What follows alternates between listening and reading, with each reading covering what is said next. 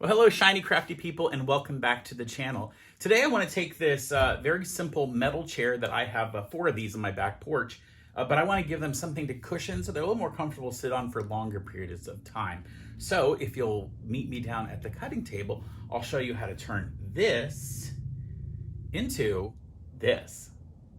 All right, let me show you. So one of the things I had to decide was, did I want to make a square that would have some straps on the back and that would then like hook onto the chair and sort of flop around a little, or could I at the bottom add some velcro pieces that would create that hold it down to the slats on my chair? And I'm lucky I have slats on the chair. So I'm going to do the version with the velcro, and I can, of course, I can do a full piece that would fold, or I can do 2 individual pieces. So in fact, I'm going to do the 2 individual pieces. Let me show you what this is going to look like when I actually make it. This is the back side of it, and this is what's going to hook onto the strap. So this here goes and hooks onto the slats of the chair, and you'll see here that the chair has these slats in it so I can hook onto it.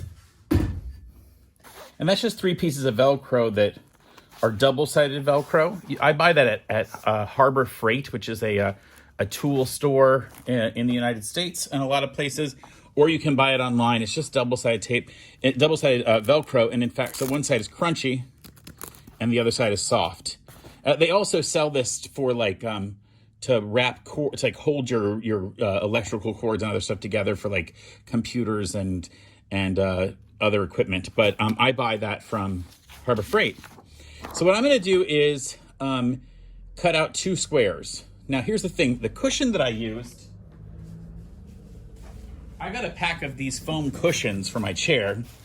For my chairs, I bought these at a garage sale. That's why they kind of look like they've been around for a long time. But you can buy these other places. These are 1-inch thick, 16 by 16 pieces.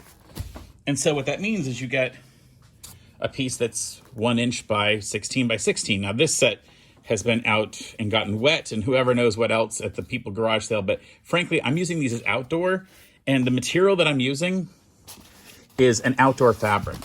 So this is completely impervious to fluid. This is a nylon pack cloth, and it's completely impervious to fluid. So once I make that cushion, I'm not really worried. I'm not going to have any problems.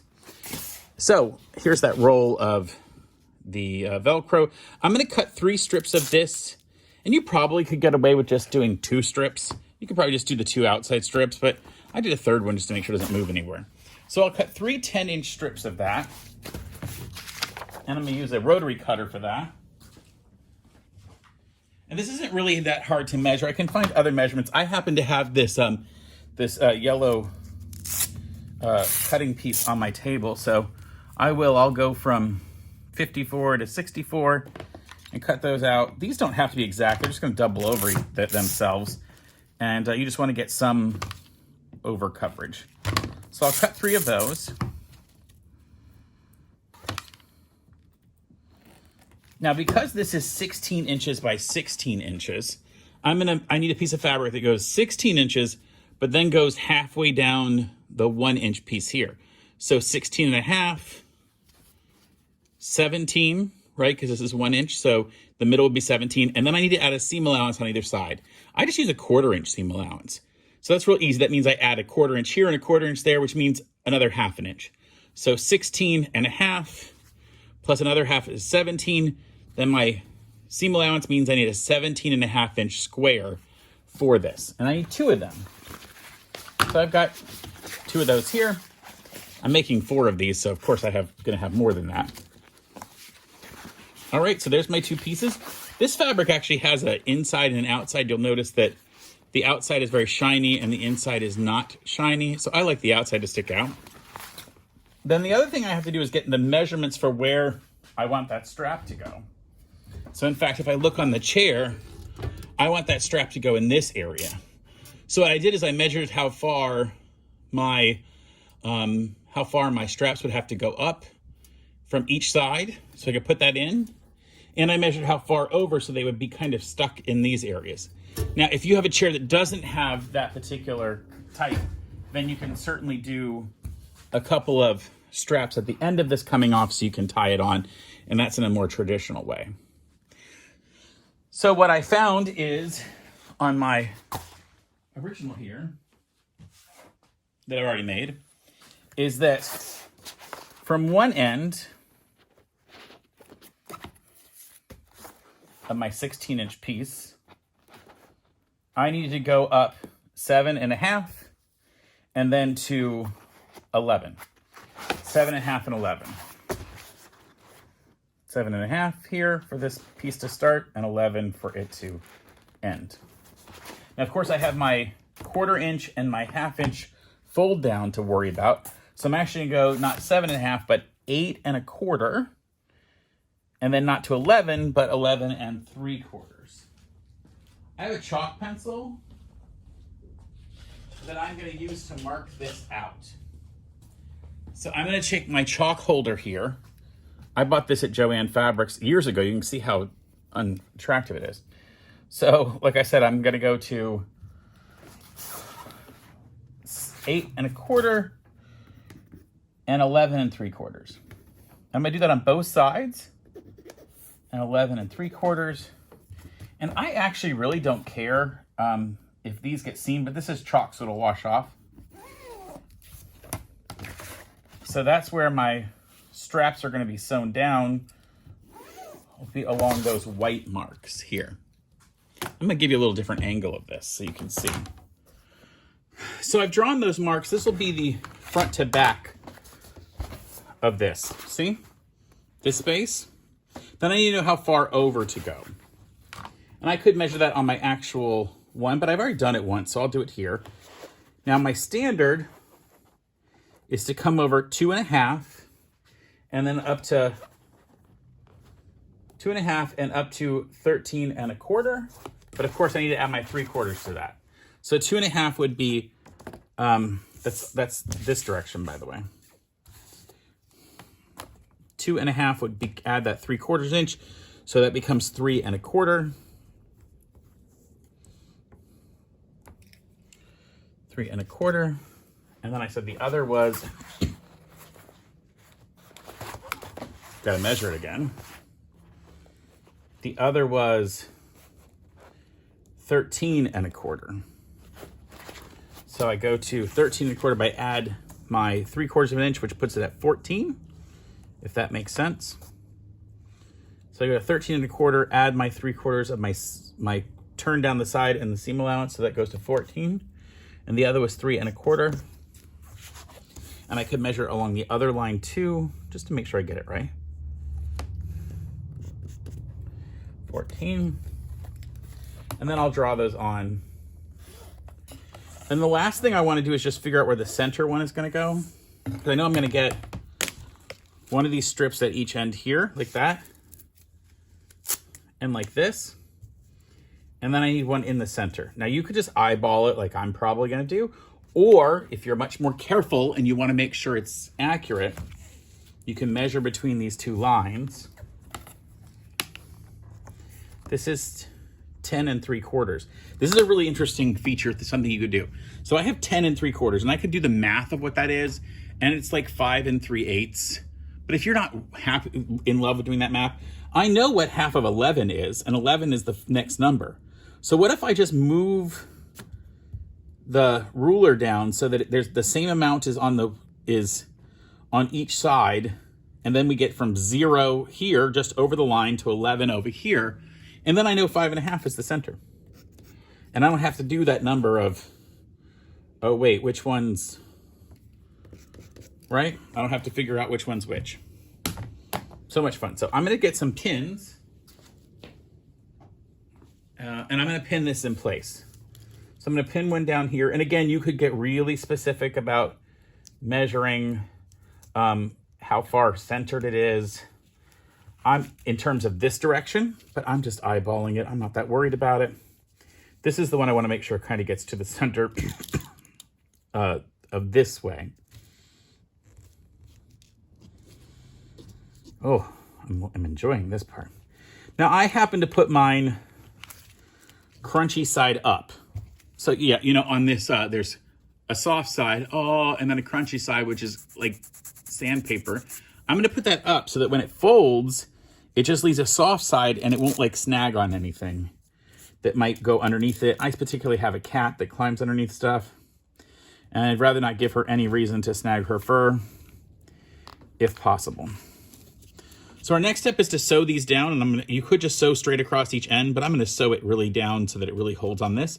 Let's go over the sewing machine and do that part, and we'll sandwich this as well and stitch all the way around, show you how to stitch this entire thing together. I will make a mark real quick. See, on the one I made, this is the front edge, and then this is the back edge. And you'll notice I haven't even stitched it closed yet, but I want that stitching to be in the back of the chair. So I want to mark that this is the back because that's where I'm going to leave my opening. And the back happens to be farther, closer than the front. So I'll make a mark here just showing me that I'm going to stop sewing in those areas. I'll do the same here. That'll tell me not to sew in that particular space. All right, let's go to the sewing machine. So I've got my two pieces. This will be the top, but here's my bottom, and I need to stitch on these pieces. And that white is going to rub off later. It's a chalk pencil. So I'm just going to sew along the lines. I'm kind of using a quarter, but maybe a little less of a seam allowance on this because we're not allowing any seaming. We're just trying to get the Velcro stuck down.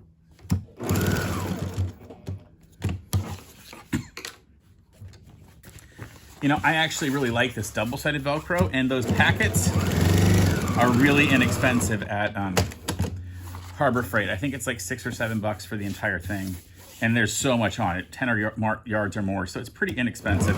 I think you can buy it also at like Joann's or Michael's or Hobby Lobby or some other place, but frankly, I think it's more expensive that way.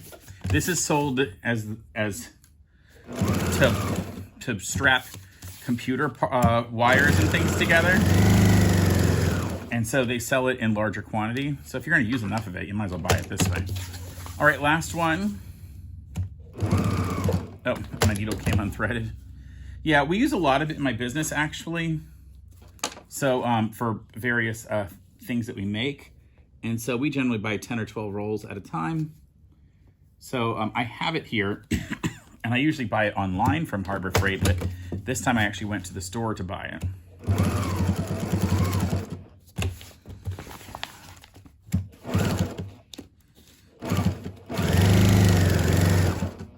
And if it gets off a little bit, this part is not for me, for where I'm putting it, necessarily that accurate, requiring that much accuracy.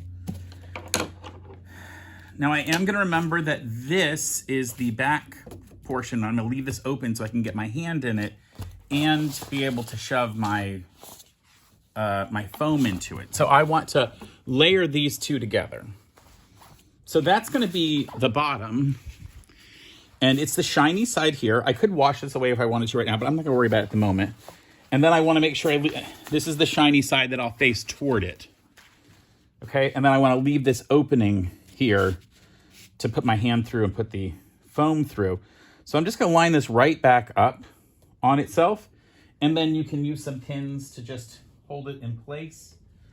I'm going to actually sew the two sides and then the ends and skip this section here. So I'll put a couple pins in it here on this side that I'm going to sew down first.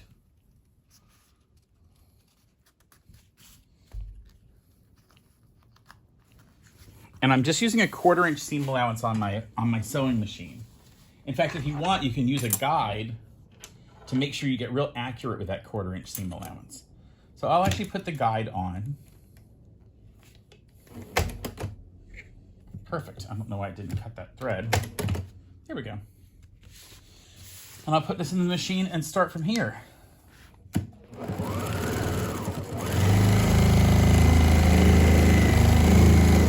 I'm using about a 2mm stitch length, partly because I really want to make sure that this properly holds. It's going to be outside with some wear and tear. And where I live in Florida, I'm not going to worry about I'm not gonna worry about bringing this in all the time. You should be aware that, you know, you might want to get specifically an outdoor fabric so that it won't fade.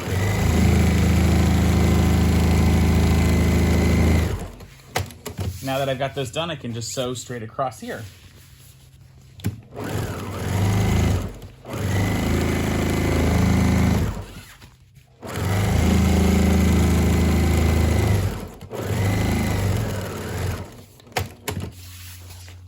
And the last thing I'm going to come do is sew from the corner to this point, and then from this point to the corner, and I'm going to back stitch here so I don't rip it out with my hands when I'm turning everything inside out.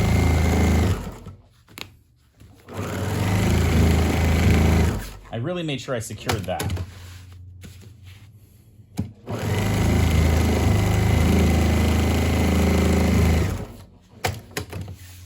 Now, if we just turned this inside out and tried to shove the thing inside, you would get these little pointy corners. So in fact, I want to get those corners opened up like this. I'm going to lay them flat this way so that the seams are on each side. So the seam is on each side, and then I'm going to measure down 1/2 inch and stitch across that to create a point. Now, the reason I want to do that is that that will then make that fold on the corner. You do have to come down 1/2 inch. So I can measure it out on my table, which I will do with a measuring thing, or you can put it into your machine and use the guide on the plate of the machine for where your 1/2 inch is. But I'm just gonna go to my table down here and find my 1/2 inch mark from the seam. By the way, I'm not going 1/2 inch from this point here. I'm not gonna go from this actual point. I'm gonna go from where the stitching starts, 1/2 inch down. That is 1/4 inch, so you'd have to go down 3/4 inch if you're doing that way. But I'm gonna measure from that point down to 1/2 inch and put a mark on it. Now, this is a great place to use your chalk pencil. So I put that across. I'm gonna do that on all 4 sides and then stitch this on the machine. Now, the other option is to use the guide on the machine. So let me do this one first and show you what it looks like, and then I'll show you how to use the guide as another option.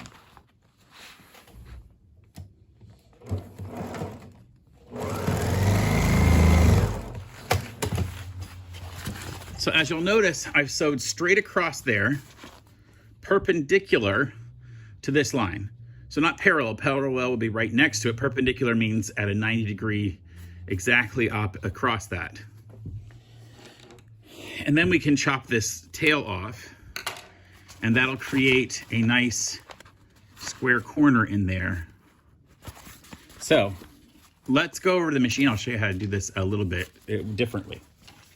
So we've already done one corner. I'm gonna go over to another corner here and flatten that out. See how I'm flattening this. And I have this triangle shape. Now I'm gonna use the 1/2 inch mark on my machine. Over on the machine there are these marks along here, and I'm going to line up this stitching line with that 1/2 inch line on my machine. Again, make sure it's perpendicular. My 1/2 inch line.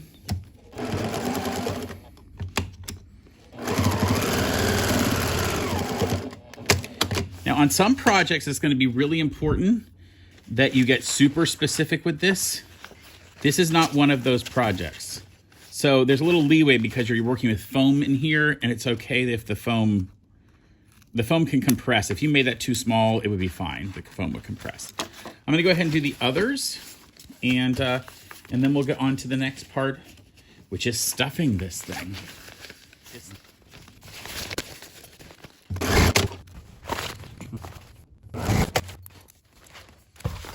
All right, so I have the 4 of those done, 1, 2, 3, 4, and now it's time to stuff this thing. But first we turn it inside out. So we'll just berth it through that hole that we already created.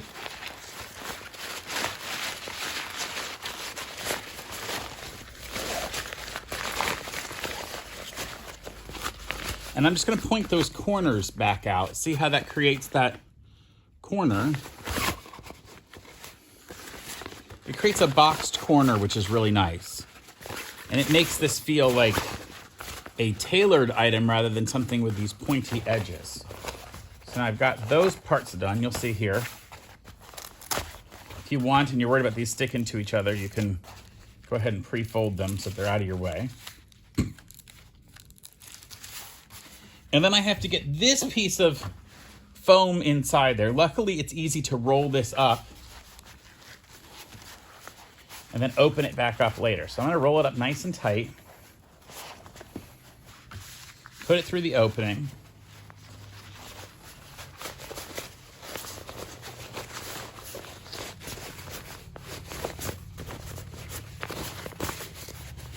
And then I'm gonna sort of reach in there and get this corner piece right here into this corner down here.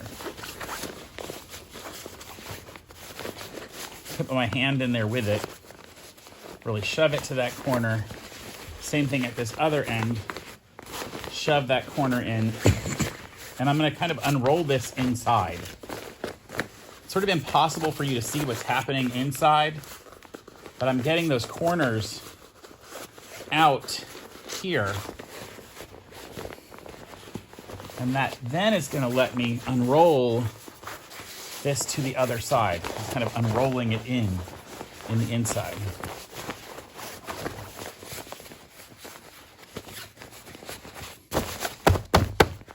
Give it a little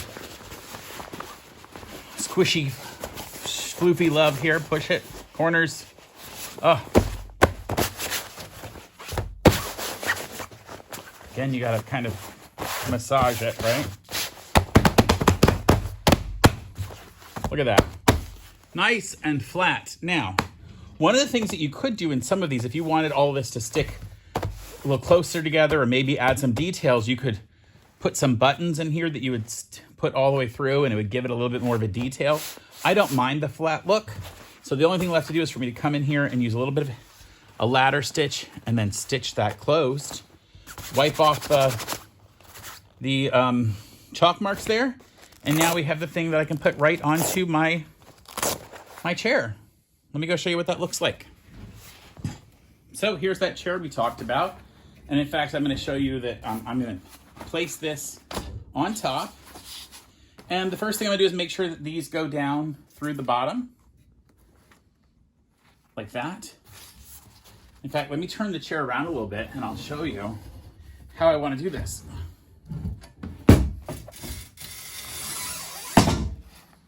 So here's the part you'll see the chair, and I will pull that, push through the top, and just hook on. I mean, it's like literally perfectly placed. It's not going anywhere.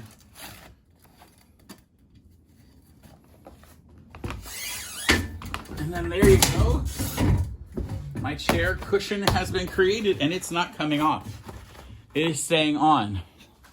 Well, thank you for joining me for this fun chair mat explanation with a little bit better cushion so I can sit outside on my porch a little better and enjoy a nice outdoor evening dinner or lunch or something like that. This is going to make it so much easier to sit on these metal chairs.